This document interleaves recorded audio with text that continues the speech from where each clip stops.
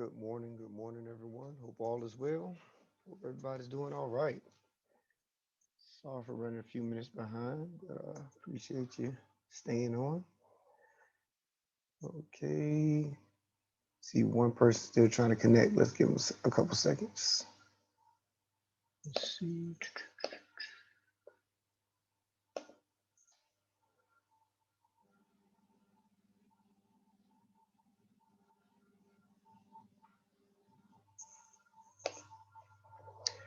All right, so still connecting, but it's all good. So, did anybody have any questions on anything? Anybody try anything over the weekend, get stuck?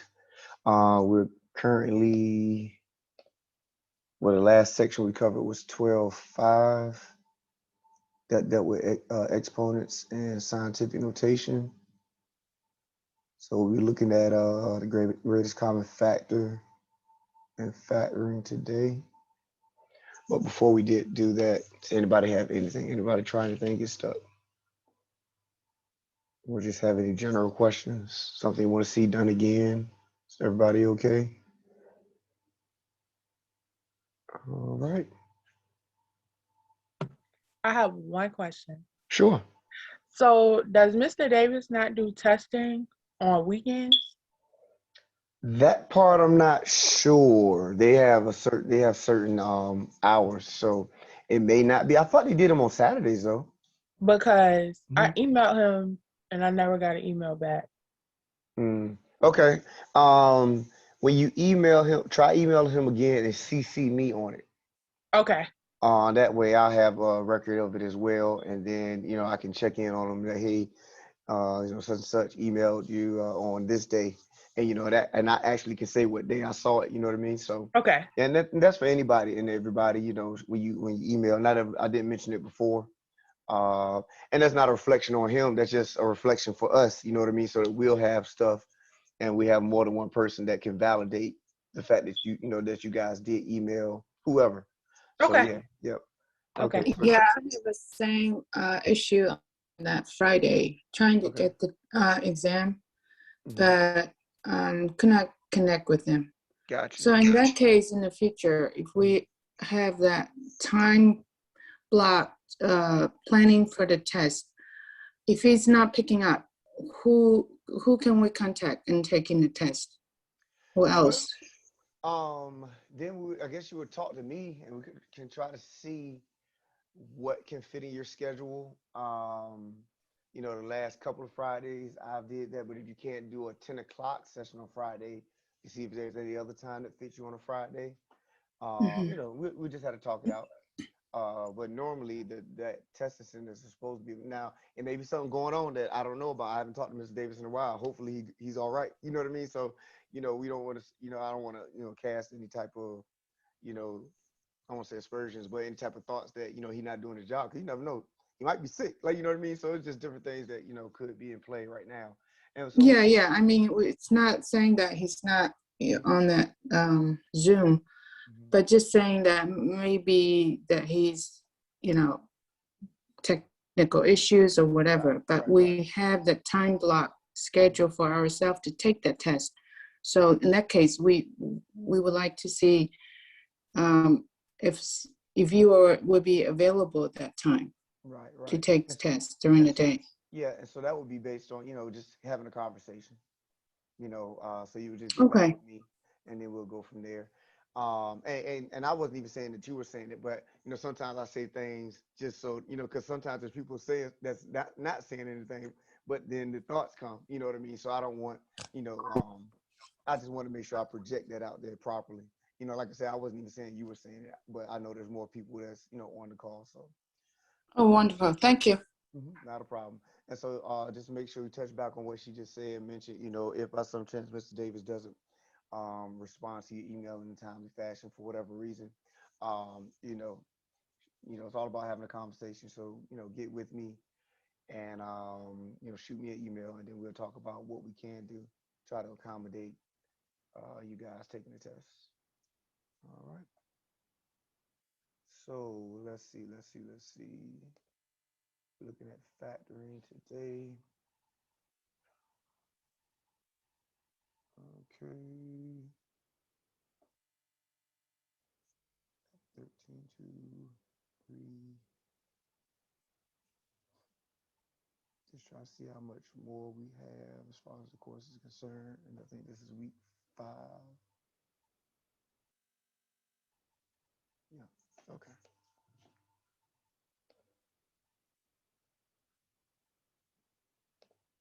All right, where's my screen?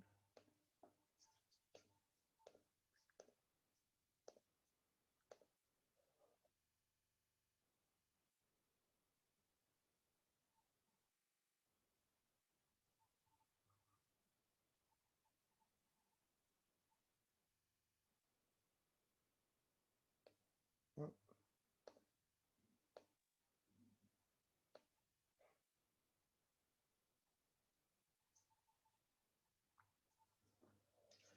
All right, so this is 13.1 for us.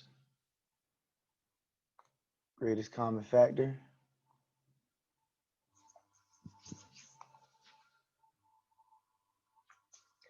All right, so when it comes to factoring is basically the reversal of the multiplication process. So if I were to have, let's say this expression right here, x times 2x plus 5, I would distribute this x to each term. If I was multiplying, we're not talking about factoring, but if I was multiplying, I would distribute that x to each term. That will give us, 2x squared plus 5x. And factoring is the reversal of this multiplication process. So in other words, taking this back here is factoring. Like I say, you're reversing the multiplication process. And so this letter right here, what I can pull out of both would be your GCF, your greatest common factor. And so that's what we're exploring in this section. How do you do that? What's your thought process when you're looking at trying to factor out the GCF? In other words, reversing the multiplication process.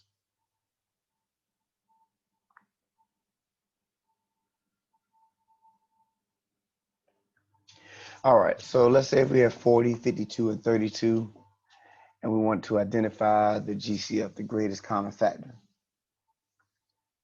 So one way of doing it, the more you do this stuff, the more you factor, the easier it is, the less you have to write out. But especially when you talk about initially getting into factorization, if you haven't done it before, if you haven't done it in a while, you want to take each number and break it down to its prime factorization. So break them down into prime numbers. So that's what I did here. I took 40, say what two numbers will give me 40 when I multiply them together. I decided to use 4 times 10. You could use 2 times 20, 8 times 5. Either way, as long as you have two numbers that you're going to multiply together will give you 40, you still will have the same breakdown when everything's said and done. So I decided to use 4 times 10, then break down 4 into 2 times 2, break down 10 into 2 times 5. Once you've broken it down all the way to numbers that cannot be broken down any further, prime numbers, then that's your prime factorization. So we have 2 times 2 times 2 times 5. Same thing with 52.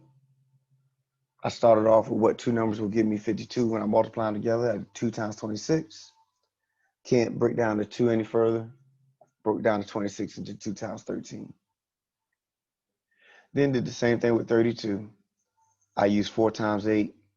Then I broke down the 4 and the 8, 2 times 2 and 2 times 4. But I still could break down the 4 into 2 times 2.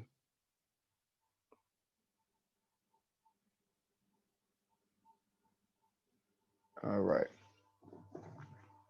So 40, like I said, that's 2 times 2 times 2 times 5.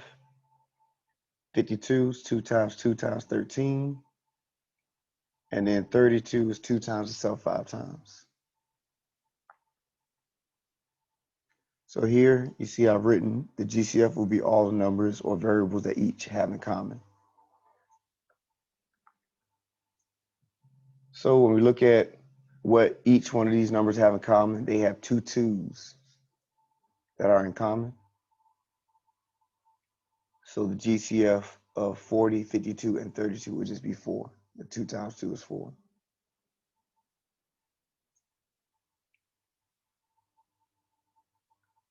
All right. Questions on that? Make sure we're okay.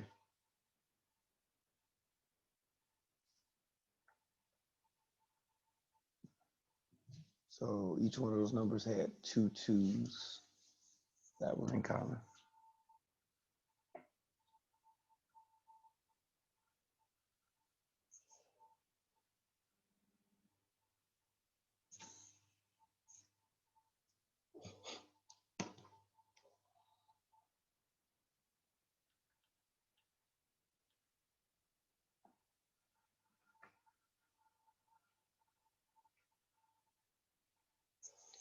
All right, can I scroll up? Everybody do it again. All right, so here we have 28 mn and 24 m cubed n. So first thing we do is we'll look at the numbers 28 and 24 and go through the same process. What two numbers will give me 28? I use 4 and 7. I broke down my 4 into 2 times 2. 7 could not be broken down any further. Do the same thing with 24. I did 4 times 6. Then break down the 4 into 6. That'll be 2 times 2 and then 2 times 3. So here's the breakdown of 28 mn. That's 2 times 2 times 7 times m times n. Breakdown of 24 m cubed n. 2 times 2 times 2 times 3. Then I have 3 m's because it's m cubed and 1 n. And then you ask, what do they have in common? Does they have 2 2's in common, an m and an n? And that's how I got 4 mn.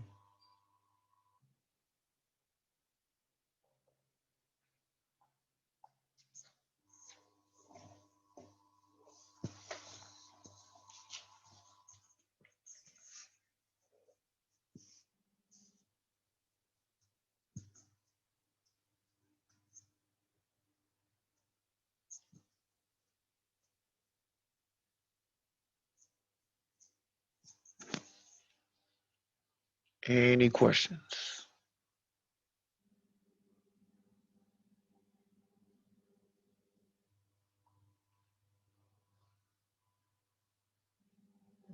Everybody done copying that? All right. An expression is prime when it cannot be factored at all. And of course, we're going to come back to GCFs, but just throwing a statement out here. If they ask you to factor something and it cannot be factored at all, it's considered prime.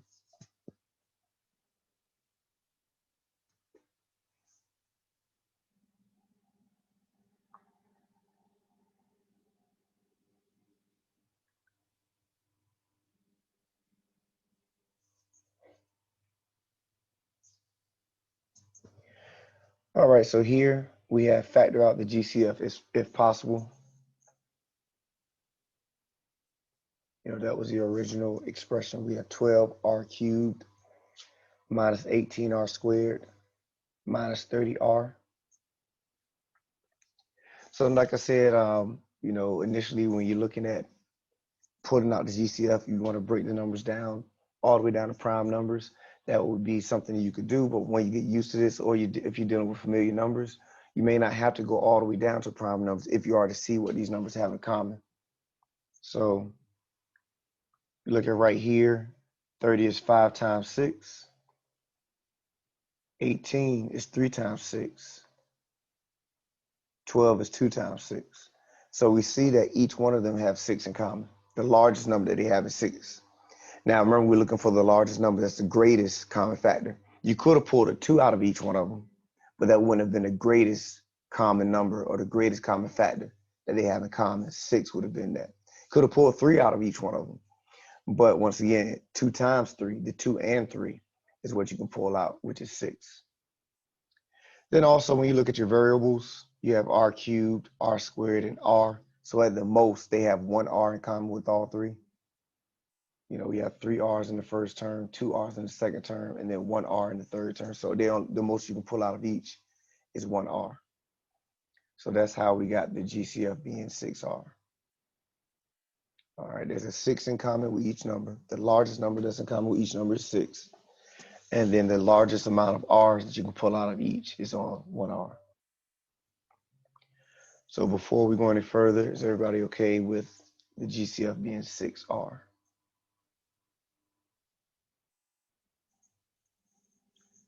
All right, so let's look at this. So if my GCF is 6R, so that means I'm going to have 6R sitting on the outside of my parentheses, and then whatever is left will be in the parentheses. So when I look at 12R cubed, if I were to pull 6R out of it, what is left? Well, 6 times 2 is 12. So I know that I have 2 left. And if I take one of these R's from R cubed, then I'm left with R squared. All right. Are we okay with that? And remember, we have to, in order to check this, remember factoring is the opposite or the reversal of multiplication. I can always check by multiplying this back out. 6 times 2 is 12. R times R squared is R cubed. So I get my 12R cubed back. And that's the way you can always check your factorization. You can always multiply it back out to see if you get what you originally had. Next, you look at 18. If I were to take 6 out of the 18, I'm left with 3. And if I take one of these R's out, I'm left with R. So that's 3R for the second term. Then for the third term, if I take 3, I mean not 3, but if I take 6 out of that 30, I'm left with 5. And then that one R is represented right here. So that would be my expression. 6R times 2R squared minus 3R minus 5.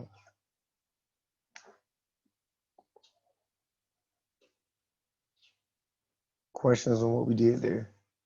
And notice I said right here that this expression is supposed to be equal to your original expression. If not, then you do not have the correct factorization. So you always can, like I said, multiply it back out and see if you get what you originally had.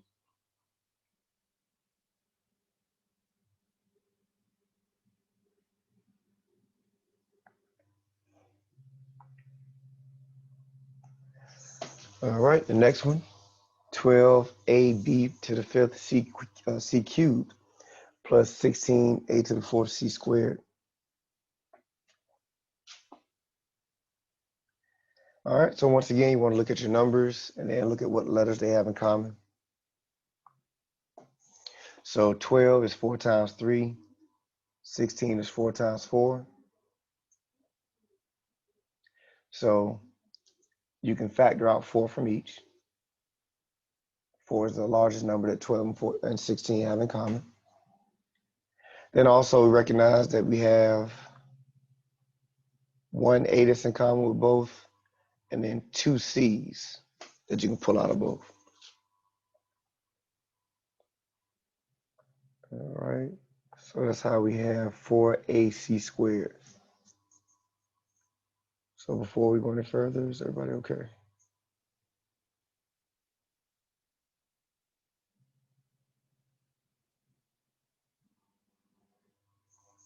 All right, so 4AC squared will be what's sitting on the outside of our parentheses.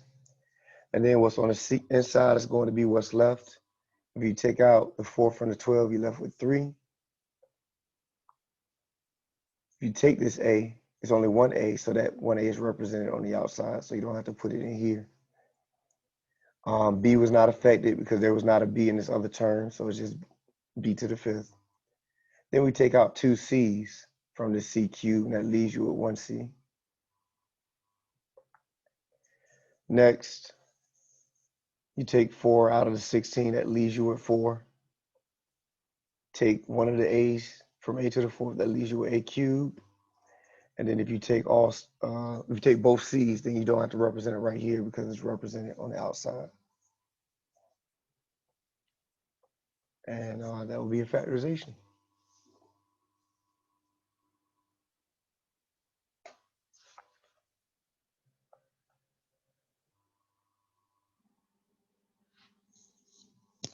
All right, questions, any questions?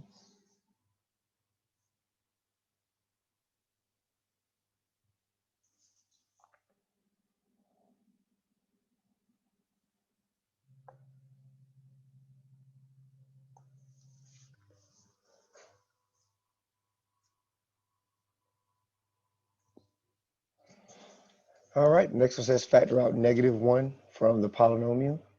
They give us -5t squared plus 3t minus 4. So if you're going to factor out just -1, then that just means you're going to put a negative on the outside of your parentheses. And all of your signs will just change. You know, you use the opposite sign of each. So if you take that negative to the outside, and then now you're going to have on the inside of the parentheses a positive 5t squared, -3t, and then -4.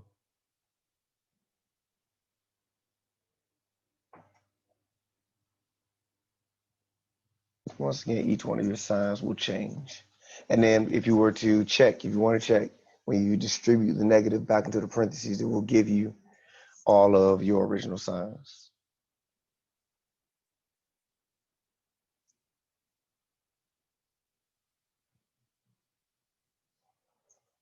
All right, any questions?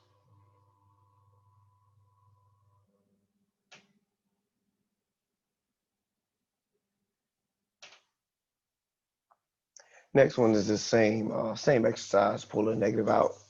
So if you bring the negative to the front, each one of your signs will change. So now you have -7x to the 5th, positive 8x cubed, minus 3x squared, plus 9 on the inside of your parentheses.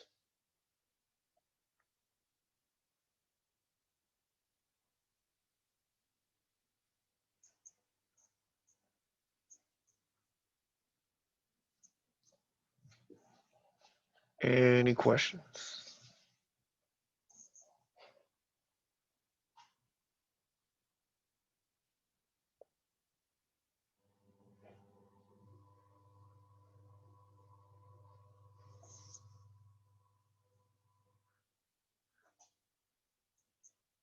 All right. Next one, 9a to the 4th b minus 18a to the 5th b plus 27a to the 6th b.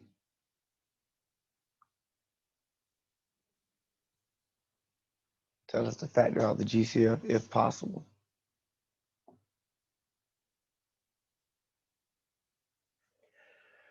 All right, so we have 9 that can be pulled out of each. So we recognize that 9 is in the first term.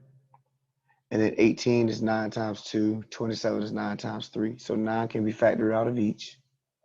Also, we see a to the 4th, a to the 5th, a to the 6th. So at the most we can pull out of each term is a to the 4th. That's the lowest number possible, or the highest number possible, excuse me. And then we have a b in each. So we can pull a b out of each. So if you notice, what we have in common is the whole first term, 9a to the 4th, b. That is our GCF. All right. Any questions? Everybody good? Walk it out. So we put the 9a to the 4th b on the front. Now we got to make sure that we're careful with this because a lot of times people will leave this out. If I have 3 terms in my original expression, I need 3 terms in my factorization in my parentheses. Okay, so you can't leave a term out. You can't have 2 all of a sudden when there was originally 3. So notice, like I said, my GCF is this whole first term. So the way I would represent that is by 1. So that when I do my factorization, 9a to the 4th b times 1 will be 9a to the 4th. So make sure you're careful with that because a lot of times people will leave out that 1 and they'll just go on to the second term. But you do need to have that 1 there to represent that. Then next, 9 times 2. So my 9 is out here. My 2 will be in here. I took out 4 A's, so I'm left with the A, and my B is sitting out front. And then 9 times 3 will give me 27, so I have a 3 on the inside with my 9 sitting on the outside. Take out 4 of those A's, so I'm left with 2. And once again, my B is on the outside. And that will be my factorization.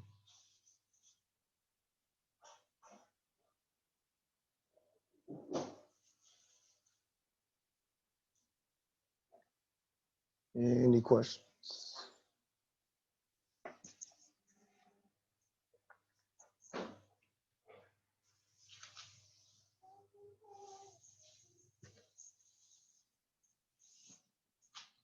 All right. Same thing here, factor out the GCF. We have 15 y to the third plus 12 y to the fourth. So when you try to examine what they have in common, 15 is 3 times 5, 12 is 3 times 4. And then when you look at y cubed versus y to the fourth, the most you can pull out of each is 3 y's. So that's how I got the GCF of y, or 3y cubed.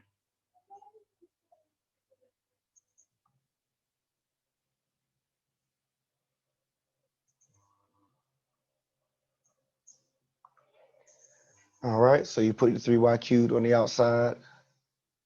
What would be left from the first term is just 5. And then the second term, 3 times 4 is 12. And then y cubed times y will give you y to the fourth. So that's why we have 4y.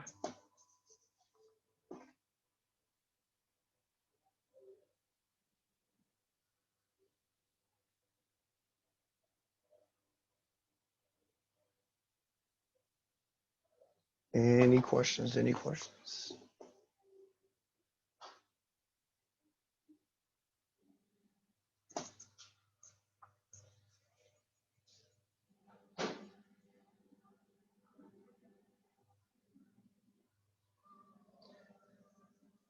All right, so here we want to factor out -3.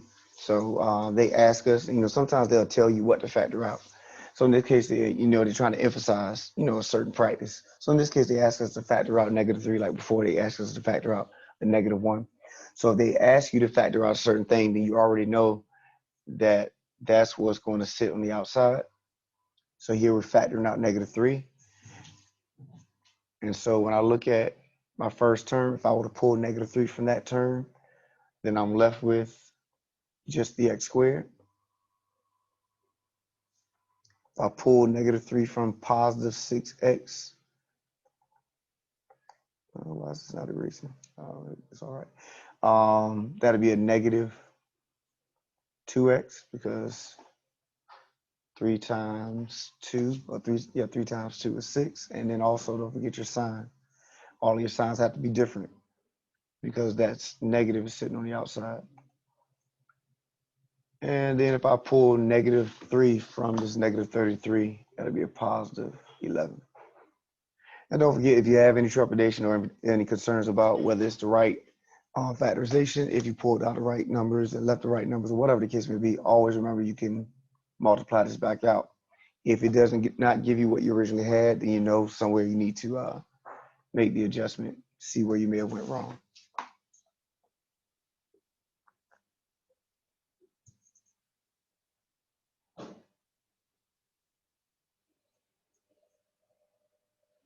All right. Everybody good, everybody straight.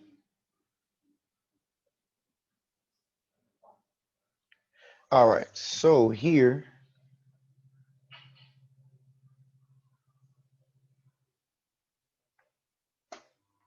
they tell us to factor out the GCF. They give us 2w times x plus 3 minus 5 times x plus 3.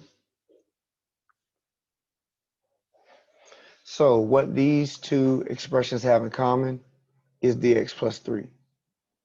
So you're looking at this expression of x plus 3 the same way you would look at a variable. So like I did over here, if I had 2w times y minus 5 times y, I'll recognize that there was a y in the common with each term, pull the y out front, and then what I'm left with is are the terms that will sit in front of y, which is 2w minus 5.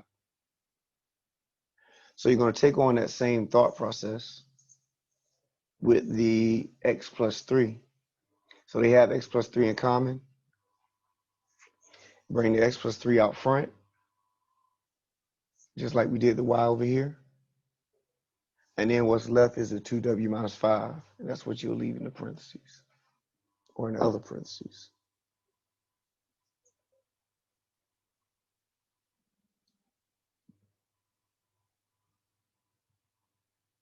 All right. Everybody okay with what just happened there? Make sure we're all right.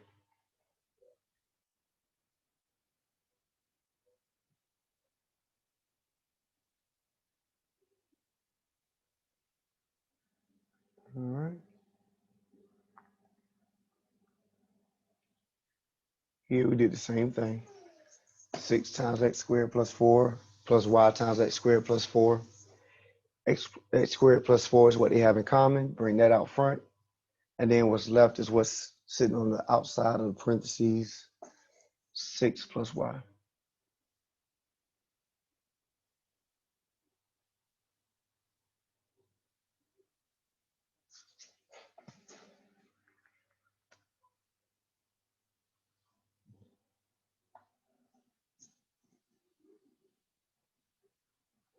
All right. Everybody okay? All right. Next thing that they introduced in this section, last thing that they introduced in this section is factoring by grouping. So you factor by grouping when you have 4 or more terms. And this last thing that we were talking about is a part of that process. So you'll see it come up in a second. That's why they were emphasizing that. But factoring by grouping is when you have 4 or more terms.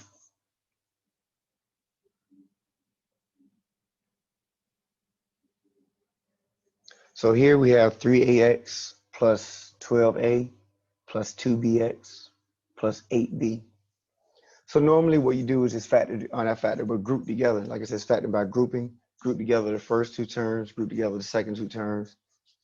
See if you can find a GCF in each. I don't believe you guys will come across it, but you may. If this, coupling together doesn't work, don't find a GCF, then you always can rearrange your terms, try it out again, see if rearranging your terms will make it work better. So we put together 3ax plus 12a, 2bx plus 8b, and we factor out the GCF. All right. So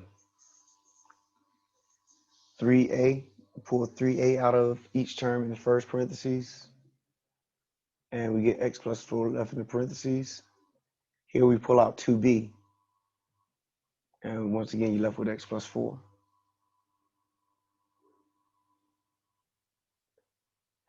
Now notice right here we have the same thing that we were talking about in the previous example. We have x plus 4 that's in common with each.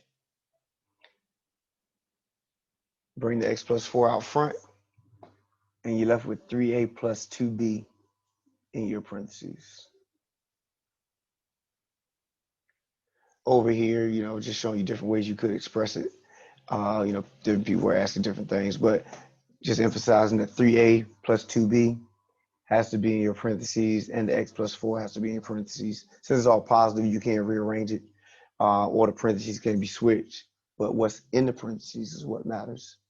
You have to make sure you have that correctly. Also take note that if when you do your factorization or you're putting out your GCF, if you don't have what's in the parentheses aren't exactly the same, then you can't move any further. You need the exact same thing in those parentheses in order to be able to factor those out. So keep that in mind as well.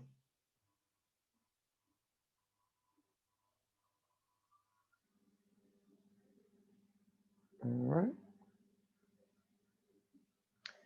All right, here we have 16w to the 4th minus 40w cubed minus 12w squared plus 30w. Have 4 terms. So we are going to factor by grouping.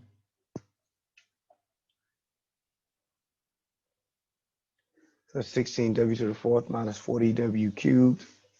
Now notice what I did here. That minus sign needs to stay attached to the 12.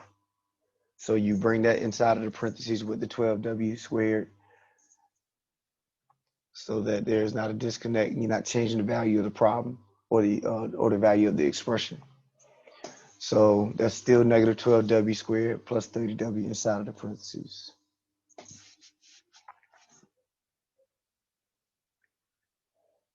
All right, any problems? Any problems? All right, so now we're going to pull out a GCF. Here we factored out 8w cubed. So I pulled out 8 from each, 16 is 8 times 2. 40 is 8 times 5. So they have 8 in common. Also, when you look at the w's, the most I could pull out was 3 w's from each. And that leaves me with 2w minus 5 right here. Here, 12 is 2 times 6. 30 is 5 times 6. So I was able to factor out 6. And I was able to pull out a w from each. Now, notice I also pulled out negative with the 6. If I didn't, then you would have noticed that you would have had negative 2w plus 5. But what I need is a positive 2w minus 5. And so, when you do certain things, you recognize, hey, I don't have exactly what I need. And so I may have to factor out something else in order to get that. So that's why you pull out the negative 6w and not just positive 6. Because remember, what's in those parentheses have to be exactly the same in order for you to move on to the next step. All right, so once you have that, you see we have 2w minus 5. Bring it to the outside. And then what's left is 8w cubed minus 6w.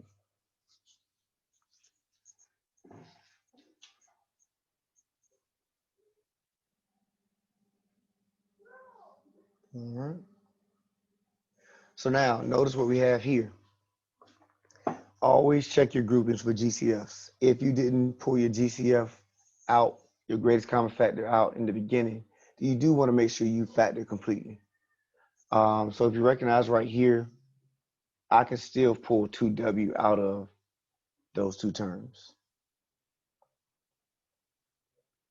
So I did so, and that leaves me with 4w squared minus 3. So notice my 2w, normally you pull it to the front. Any GCF, normally you bring it out front. But if I take 2w out of this parentheses, I'm left with 4w squared minus 3.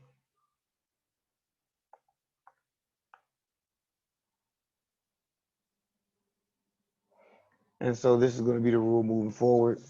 We're going to always look to factor out our GCF first. So if we would have pulled the 2w out first, then it wouldn't have been anything to check for at the end. This would have been our final expression anyway.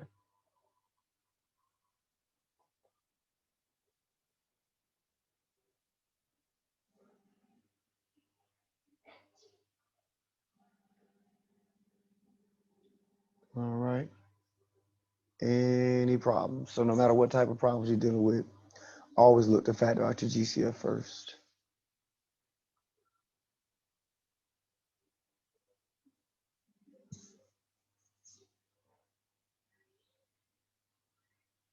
All right, are we good? Any questions? Gotta scroll up.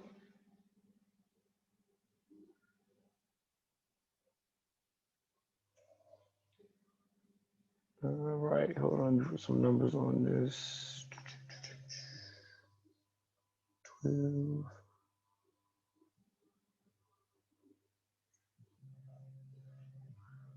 This is actually, so we'll do some of this today. We won't have to do all of it. But when we're looking at factoring trinomials, that's actually 13.2 to 13.4 for you guys.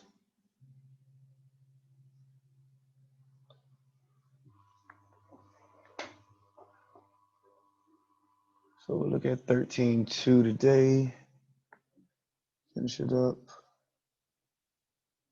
Factoring next class. Well, not the whole factoring. Let's see what's up here. Solving. We'll see. All right, so let's look at factoring your trinomials.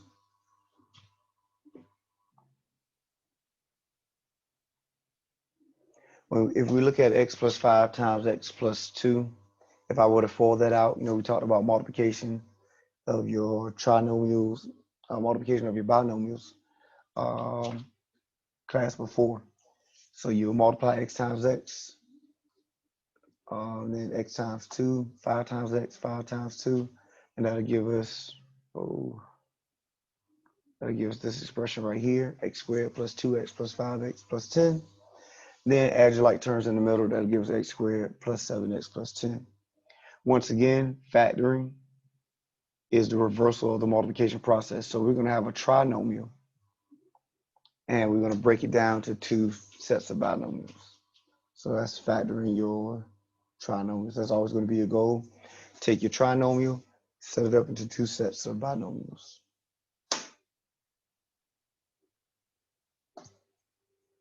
All right. All right, so let me erase some of this stuff.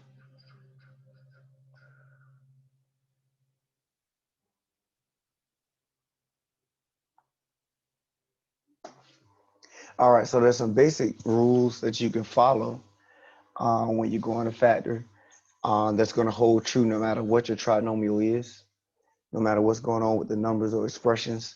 If it's a trinomial and you're trying to break it up into two parentheses, two sets of binomials, these things will always hold true. You always look at your back sign first. If your back sign is positive, that means your signs in the parentheses are going to be the same. And then this one, the first sign will tell you what those signs will be. In other words, that's the sign you will use. So that means both of my signs should be positive in my first expression.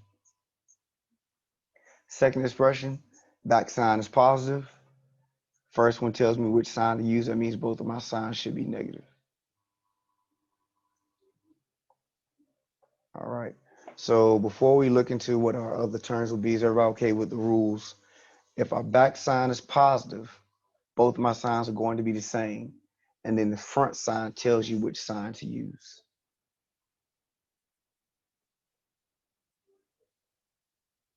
All right, everybody good? Everybody good? All right. So now, this is a product of the first term of each. So just like before, when we go up here, x times x gave me the x squared. And so that's the same thing here. X times x is a product, is what will give me that first term. All right. And then in the back right here, that's a product of these back numbers, or these back terms. So you have 1 times 6, 2 times 3. So you say what two numbers will multiply itself, multiply to each other to give you 6, but also add together to give me 5. And then that would be 2 and 3. And that would be the factorization.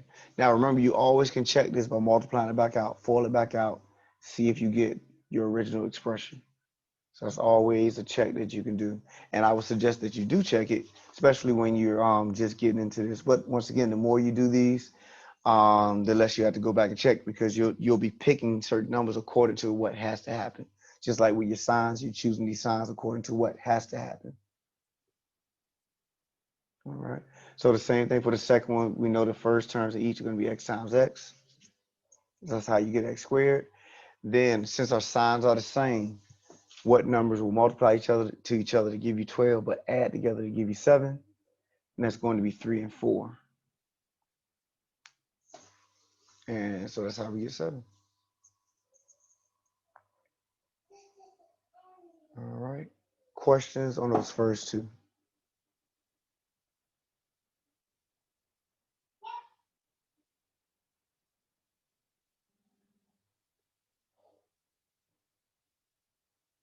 All right. Let's look at the second two. Second two scenarios. Yep.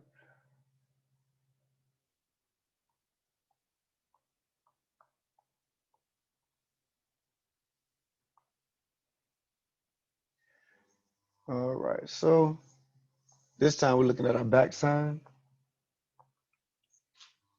first, and we see that we have a minus sign sitting in the back. Now, remember when it was positive back there, my signs are going to be the same. So that means if my sign is negative, that means my signs are going to be different. So that's why we have a plus or minus, plus and a minus, versus having our signs being the same. And then the greater of our numbers will take on that front sign.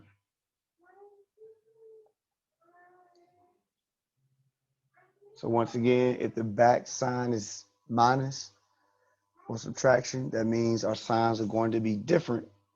And then the greater number will take on the front sign. So we have x squared. So we know both of those first terms are going to be x times x. Now we're looking at the factors of 6, that because my signs are different, that means they're going to subtract from each other to give us 5. So that's why we use 1 and 6. And then the greater of those two will take on that positive. So that'll be 6, positive 6, and a negative 1. Because 6 minus 1 will give us 5 in the middle.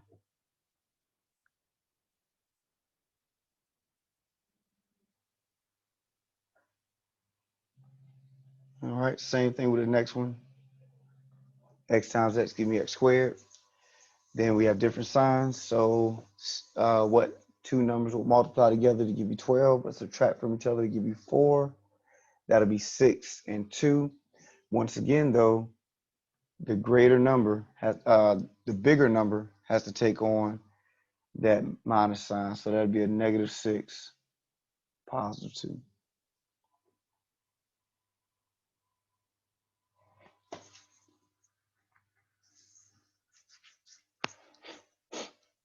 Any questions? Any questions?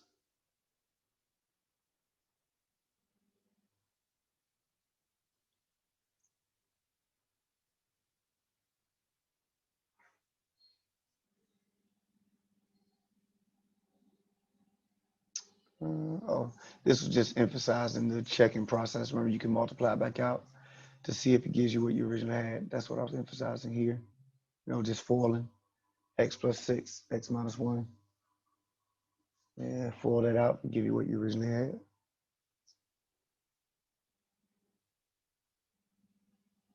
All right, so any questions on those 4 scenarios? Once again, those 4 scenarios when it comes to your signs, or when they come to your signs, will always hold true. So if you go outside of that, then more than likely you will not have the correct factorization.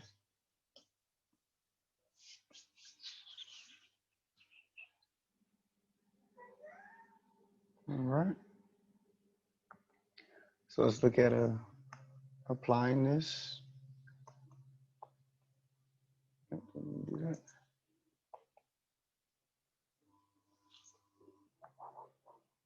So here we have x squared minus 12x plus 35. So all we have is x squared in the front. That will not always be the case. At some point, we're going to put a number in front of that x squared, but it's still the same thought process. This times this gives me that first number, or that first term out front. So x times x is what gives me x squared. Now the back sign is positive. That means my signs need to be the same in my parentheses. And that front sign tells me what sign they will be. So that's why I have minus and minus. So I have 35 in that back number. So you say what two numbers will multiply to give me 35, but add together to give me 12. And that is 75. That's how you get that.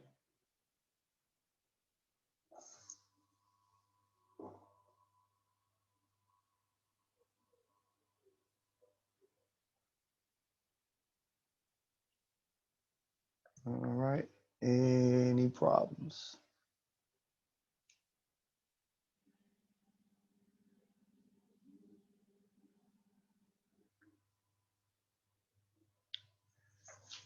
All right. So here we have r squared minus r minus 42.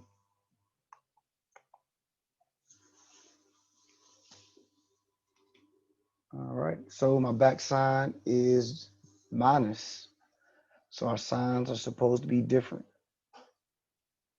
And then the greater number is going to take on that first sign, which in this case is minus.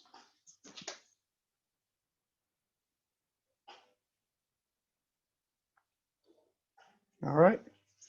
In the middle, we have a 1. We have a -1.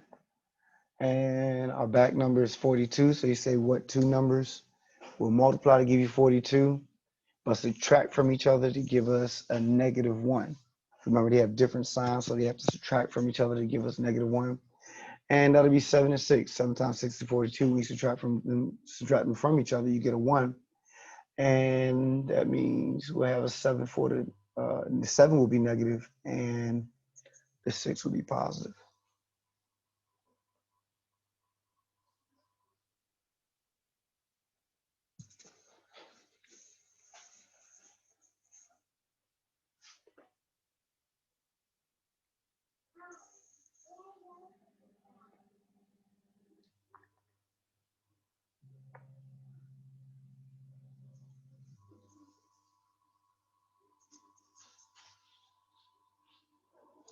All right, so let's look at this next one.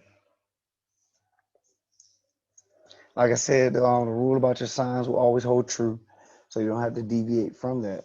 I'll have h squared plus 2a plus 10. Signs of the back sign is positive. That means your signs are supposed to be the same. And the sign that we're supposed to use is plus. So both of our signs are supposed to be plus. All right. When you look at the factorization or the possible numbers that you can use for 10, that's 1 times 10, 2 times 5. That's all we have. So you say what two numbers will add together? What two numbers will multiply together to give you 10, but add together to give you 2?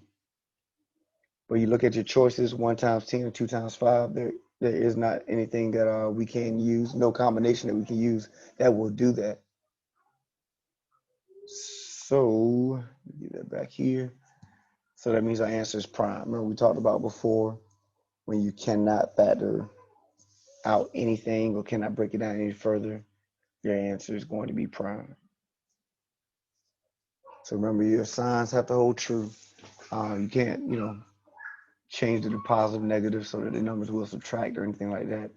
So there are no two numbers that will multiply together to give you 8, but add together. I mean, give you 10, but add together to give you 2.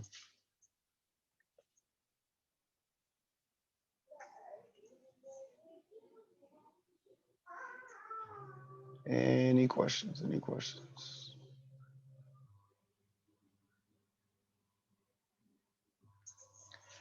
All right. X to the 4th plus 6x squared plus 8. Our signs are going to be the same, and we will use the plus sign for each. Remember, we always go to the back sign first. Back sign let us know which sign, what our signs are supposed to be, and which signs to use will be dictated by the front sign.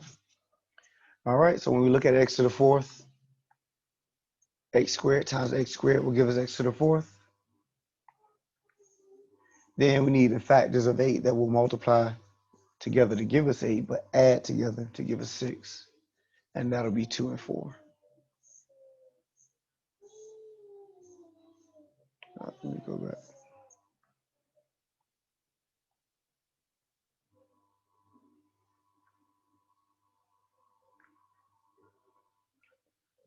All right, any questions?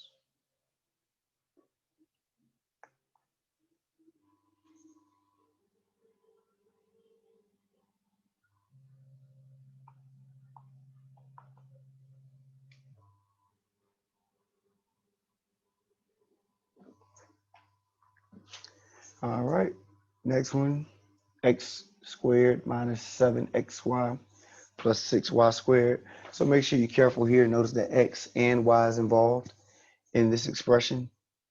So we most definitely have to make sure we don't leave one of our variables out.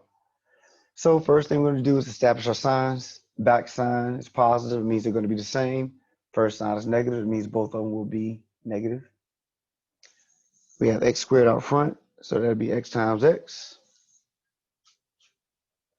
Then in the back, we have 6y squared. So same sign. So these factors of 6 need to add together to give us 7. So that'll be 1 times 6. But we also have a y squared. So we have to make sure we include that. So it's going to be 1y and then 6y. So that when you multiply it out, 6y times y is y squared. And then when you add them together, you get that negative 7y. Excuse me, negative 7xy.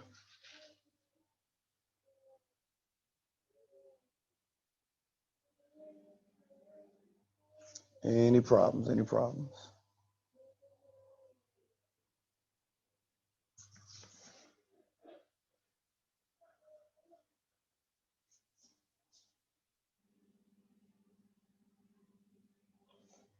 All right, the next one, they give us 40 minus 13t plus t squared.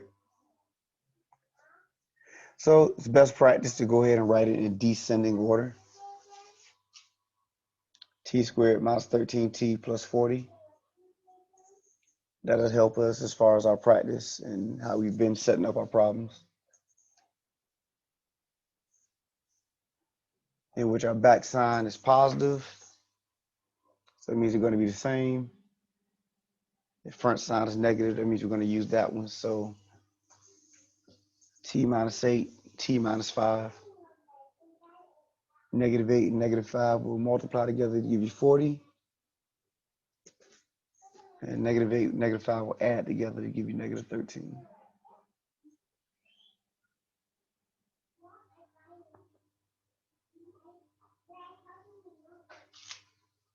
Any questions?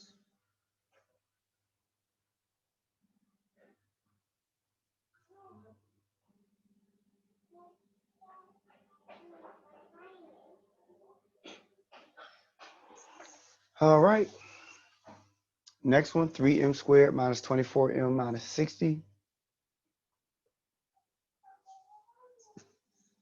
All right, notice the first thing I mentioned, and remember I said that's what we're going to always look to do if possible, is factor out the GCF. We haven't had that be a topic up to this point. I won't say issue, but a topic up to this point, because we didn't have any GCFs. But this one, when we look at 3m squared minus 24m minus 60, we can pull 3 out of each one. So that'll leave us with m squared minus 8m minus 20. If you were to factor out a 3 from each term, you have your 3 sitting on the outside of parentheses, and don't forget that that is a part of your factorization, so don't lose that 3. And then what's left inside of your parentheses is m squared minus 8m minus 20. So now from here, notice we have a minus sign in the back, so that means the signs are going to be different. Once again, the greater is going to take on that minus sign.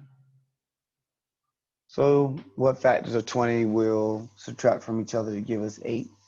That'll be 2 times 10. 10 will be the negative, and the 2 will be positive.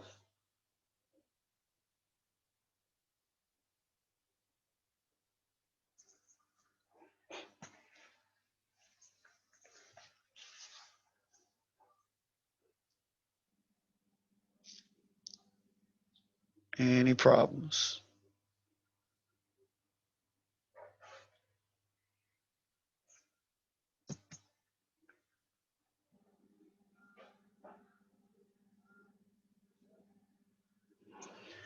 All right. I think this is our last one for this section. Yep. So same type of deal. What we just did in the last one. We have 2x to the fourth minus 26x cubed plus 84x squared. And we want to factor out the GCF.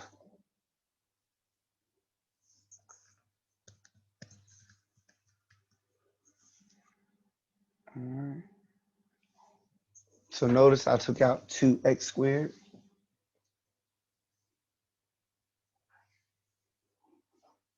All right. If you factor out 2x squared, then you'll be left with x squared minus 13x plus 42.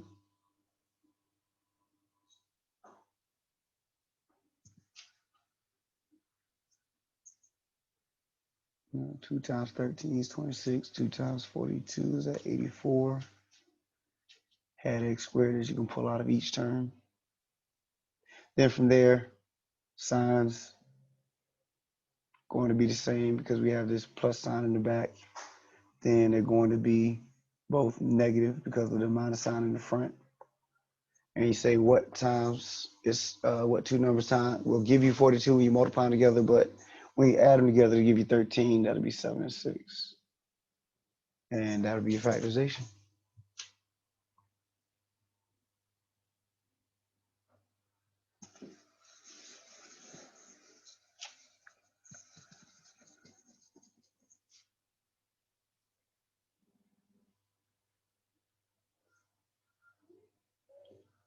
All right.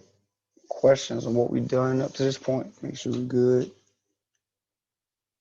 Make sure we're okay.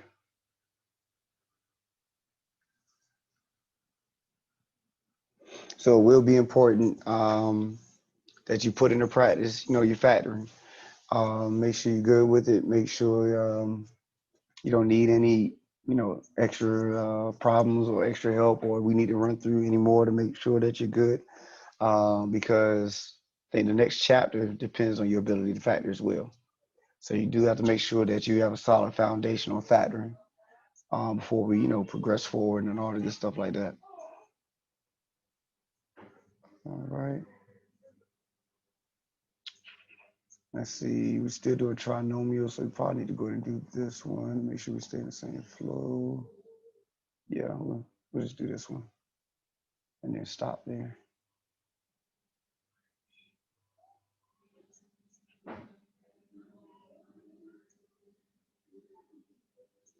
Checking out, oh dear, trinomials.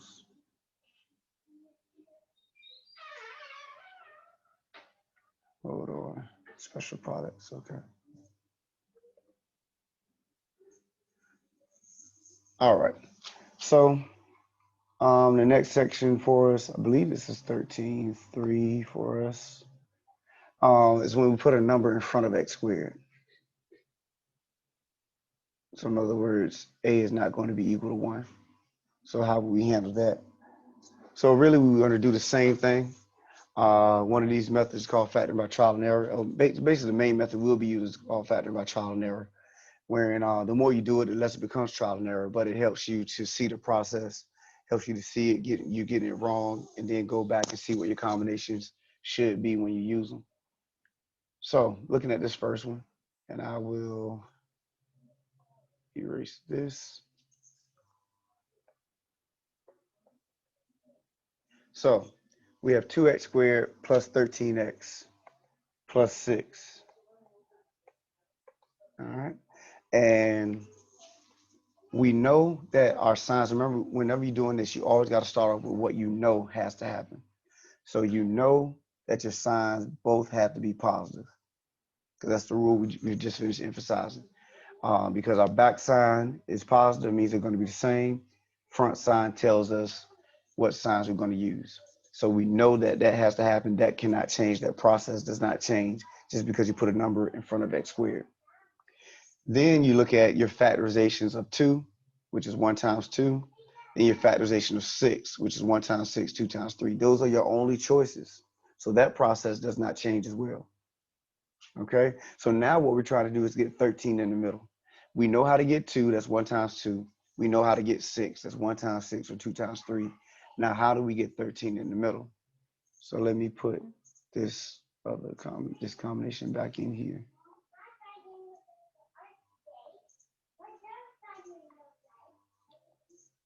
All right, so if I decide to use 2x and x, well, I don't have a choice because 2 times 1 is the only way I can get 2.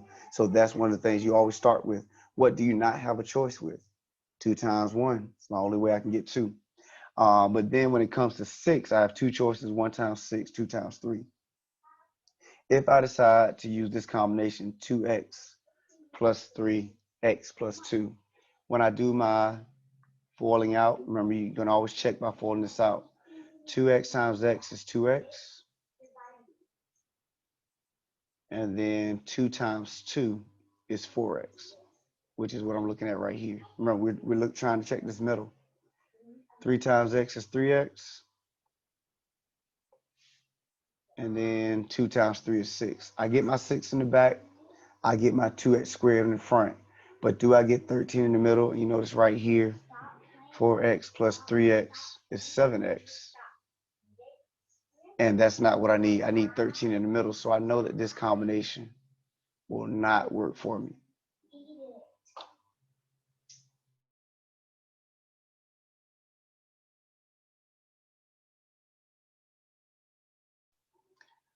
Sorry about that.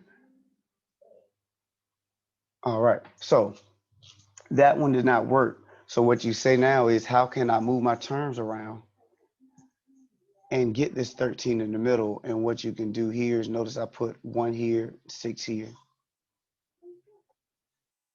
So now when I go and check that out, if I were to fold it all the way out, I got 2x times x is 2x squared. 2x times 6 is 12x. 1 times x is 1x. 1 times 6 is 6. And I get my 13 in the middle. So that would be my factorization. But once again, the more you do this, the greater the chance you will pick the ones that you know you need to get. So for example, I knew I needed to get 13 in the middle. And I know when I do my foiling out that these numbers have to multiply to each other.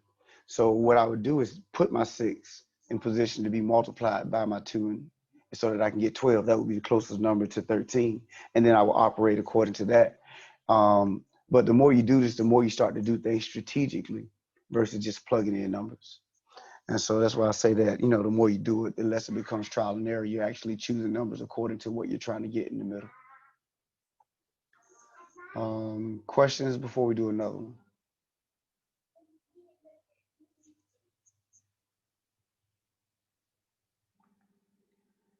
All right, so let's look at this one. We have 5x squared plus 7x plus 2.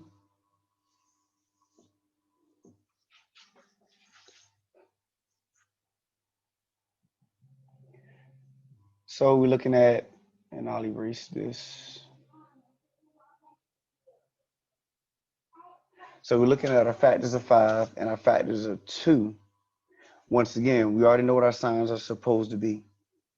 That process doesn't change no matter how many or no matter what our terms are. That factor, those signs and that process doesn't change. We have a positive sign in the back. That means the signs are supposed to be the same. And then the positive sign in the front lets us know they're both supposed to be positive. So now we're looking at 5. The ways I can get 5 is the only way I can get 5 is 5 times 1. Look at our back number. The only way I can get 2 is 1 times 2. So now I'm looking at how do I use these numbers in order to get 7. Oh, my eraser was still on. In order to get 7 in the middle. So now I can do 5x times x. So I don't have a choice there. 5 times 1 gives me 5. So that gives me my 5x squared. Now, if I put 2 right here and 1 times here, 1 right here, because that's the only way I can get 2. 5 times 2 will give me 10.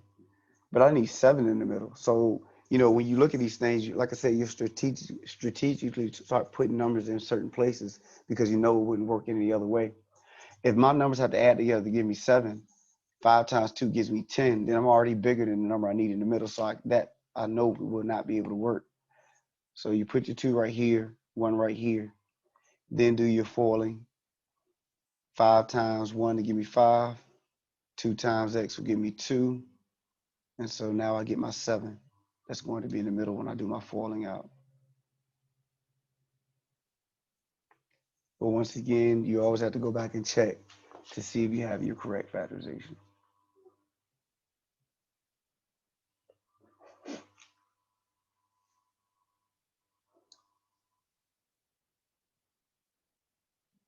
All right. Questions before we do another one?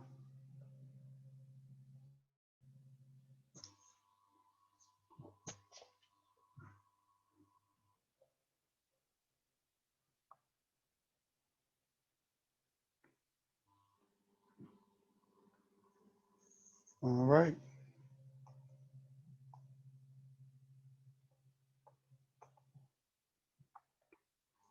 All right, so here we have 2x squared plus 13x minus 7. So both our signs have to be different.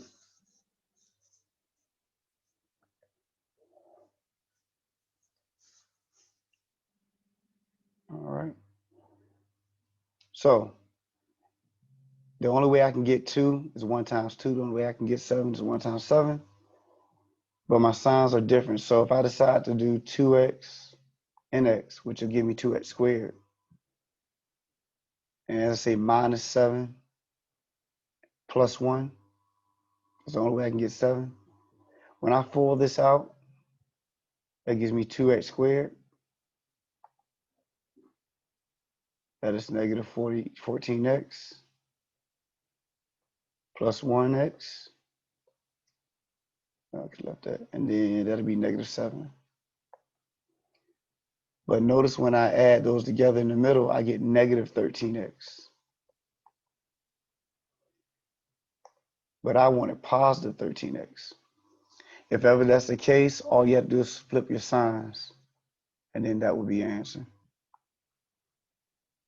So I had the correct factorization, I had the correct breakdown, except for my signs, because I had negative 13, but I wanted positive 13.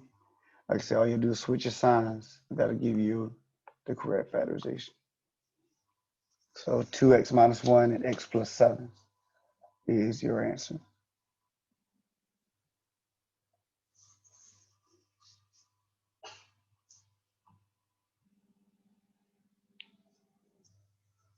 Questions?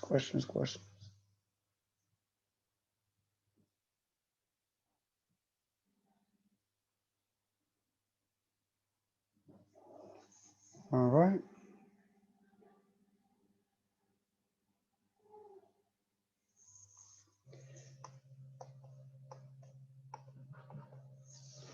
All right, so we're looking at 8x squared minus 22x plus 5. Once again, our signs, that process is going to be the same. So in other words, back sign is positive. That means both of my signs are going to be the same. Front sign is negative. So that means each sign in my parentheses will be negative.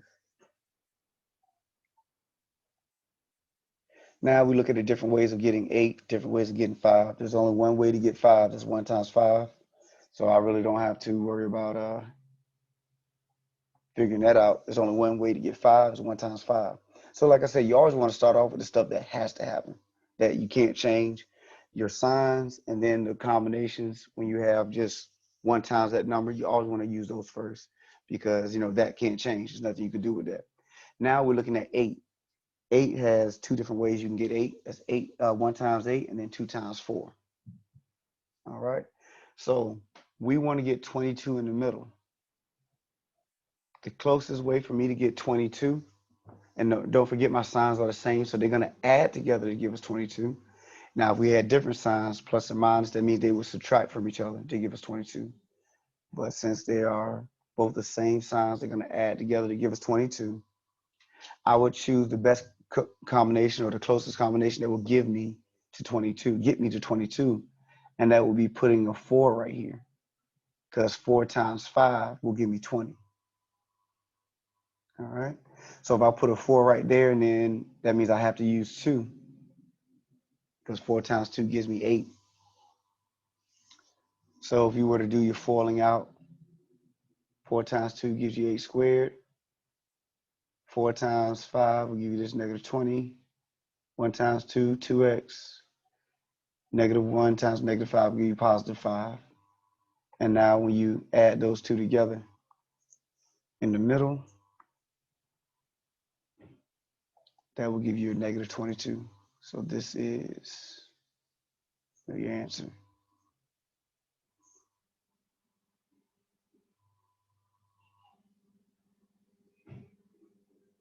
All right, questions.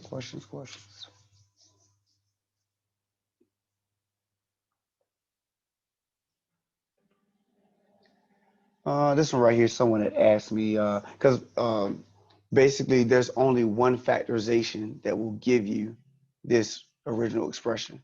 So if you use any different number or any different combination, you will not get what you originally had. So somebody asked me from a previous class, well, what if you were to switch to 8 and 1? You were switching to 8 and 1, you know, wouldn't it give you the same thing? So I just folded it out and showed them that no, you wouldn't get the same thing. 8 times 1 will give you the same thing, which is 8. 5 times 1 in the back will give you 5, but in the middle, you know, notice you will get negative 41, but we were trying to get negative 22. So, yep, if you change any of your combinations, then you will not get the same thing. There's only one combination that will give you your original expression.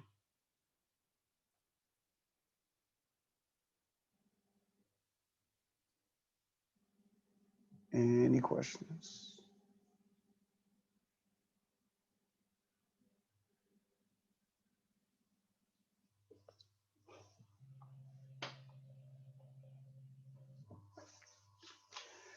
All right, next one. I think that's the last thing out of this section. Yep, perfect square trinomials. Now there is a formula that you can use for perfect square trinomials. I normally don't emphasize it because there are some formulas that you have to use, and those are the ones that I emphasize. So I know you guys got a lot going on, a lot of stuff to memorize, so I try not to give you more things that you have to memorize. So if you want to use a perfect square trinomial formula, you can, but you don't have to, because all you have to do is follow the same process that we've talked about up to this point, recognizing where I should start from the beginning. If you look at x squared plus 12x plus 36, you know off the top that both of your signs have to be the same and both of your signs are going to be positive. Then you're looking at x squared, both of your numbers or both of your terms have to be x, because x times x will give you x squared. Then you look at your 36 and say what two numbers will multiply together to give you 36, but add together to give you 12, and that's going to be 6. And then that's it. So like I said, you could use a formula, but you don't have to. You can just lean on what we've done up to this point, and you still get the same answer.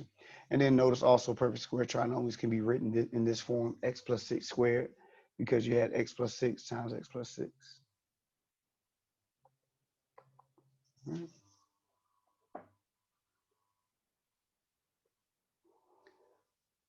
All right, questions before we look at the next one?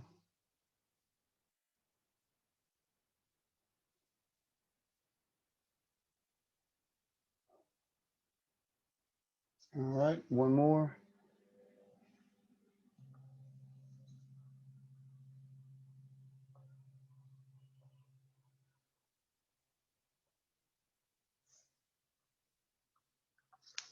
All right, here we have 4m to the fourth minus 4m squared plus 1. Once again, you check your perfect squares. Now before, in this last problem, we had x times x, which is a perfect square, that's x squared. Here we're looking at 4m to the fourth, and we're looking at 1. Now 1 is a perfect square as well, that's 1 times 1, but 4m to the fourth is 2m squared squared. So you can look at it like that, recognizing that we're trying to get m squared in the middle, so that helps us out in that front, on that front. So you can just do 2m squared, and then 1 and 1. So whenever you have perfect squares in the front and in the back, it would be to your benefit to try the perfect squares and see if that'll work out for you. And then when you FOIL it out, 2m squared times 2m squared gives you 4m to the fourth. 2m squared times negative 1 is negative 2m squared. Negative 1 times 2m squared is negative 2m squared, and then negative 1 times negative 1 is positive 1. So add them together, you get your 4m squared. So this would be your answer.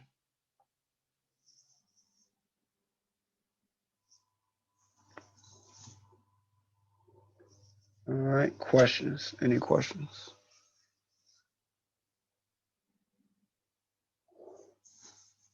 Any questions on factoring trinomials, factoring anything? All right.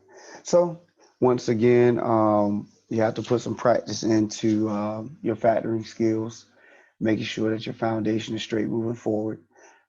Make sure that if you have any questions on factoring, if you find a trinomial or find a factorization or find an expression that you could not factor, bring it to class so we can discuss it, make sure you're okay.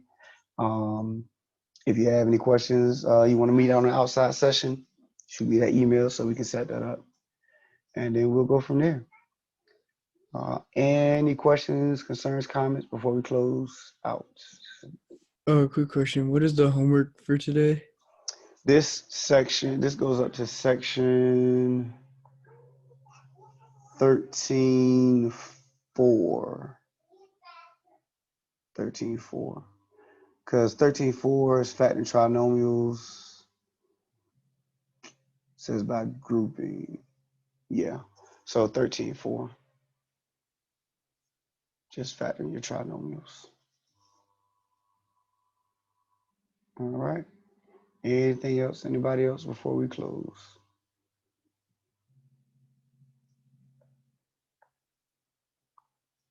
All right, I think we're good. Just looking at it one more time. So 13.1 greatest common factors, 13.2, 13.4. Yep. And then we'll look at 13.5 and 6 next class. All right. So also re-emphasizing the fact that going back to that testing. Why is my stuff not coming up?